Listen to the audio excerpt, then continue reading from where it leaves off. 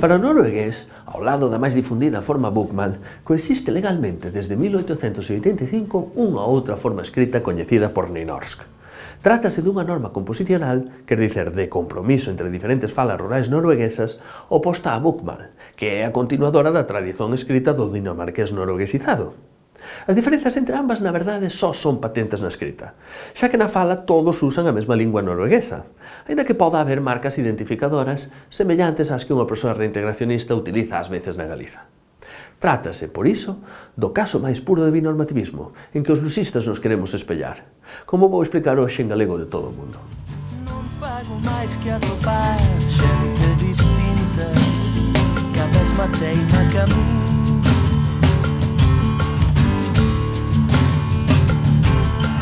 Non fago máis que ouvir outras voces que son a mesma voz.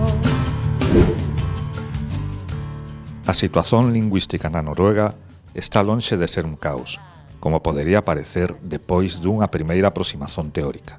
En primeiro lugar, porque na oralidade, sexa cual for a forma escrita utilizada, a populación usa a mesma lingua norueguesa. Na práctica, en cada concello é escollida unha forma escrita oficial, nomeadamente no ensino secundario, mas cada escola debe garantir o coñecemento das outras normas.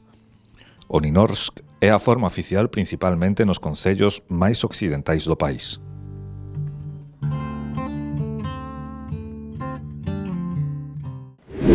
Da mesma forma que sería inexacto dicer que há falantes de galego reintegracionista e falantes de galego isolacionista, tamén non podemos dicer que haxa falantes de nynorsk ou de bokmål. É fácil de entender pensando na situación galega. Os partidarios de ambas as posturas poden usar trazos distintivos que os identifican. En ambos os casos, o máis claro é o nome do país. Os partidarios da norma máis identificada usarán Noreg e Galicia, e os da máis confluente Norge ou Galiza, mas ninguén vai pensar por iso que estexamos perante linguas diferentes. Até porque en ambos os países é común unha mistura inconsciente de trazos identificadores de cada norma. Dinamarqués e noruegués, xunto con islandés, feroés e sueco, proveñen do nórdico antigo, considerada unha única lingua até o século XIII. En relación á escrita, na Noruega foi usada a modalidade dinamarquesa desde o século XIV até a independencia do país, primeiro da Dinamarca e depois da Suecia, na primeira metade do século XIX.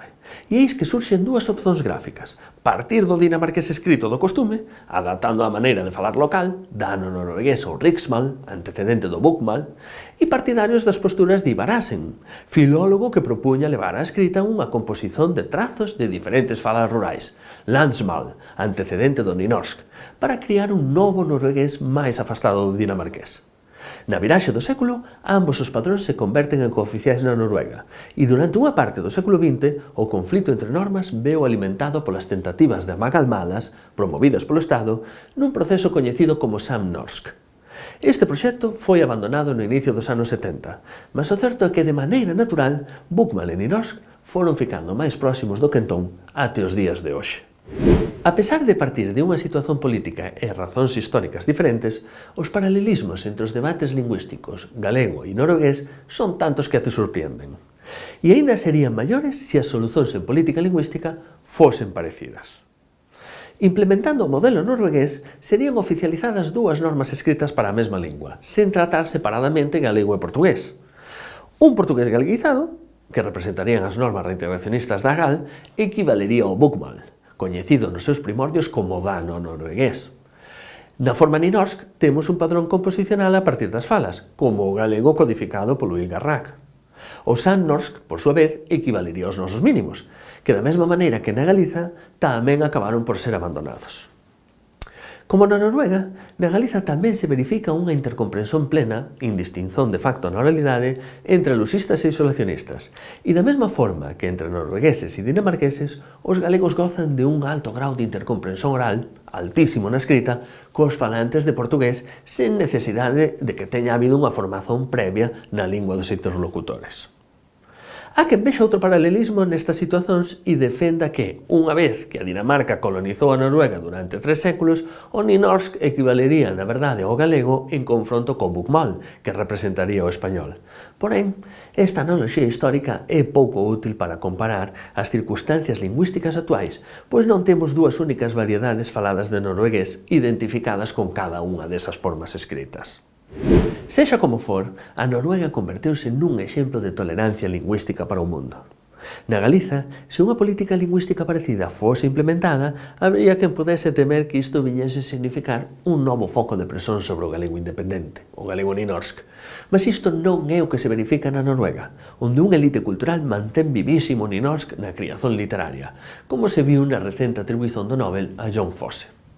O galego bokmål e o galego ninorsk reforzaríanse mutuamente para impulsionar o galego, que gañaría estabilidade e proxección internacional sen perder valor identitario. Non fago máis que atopar xente distinta que a mesma teima que a min.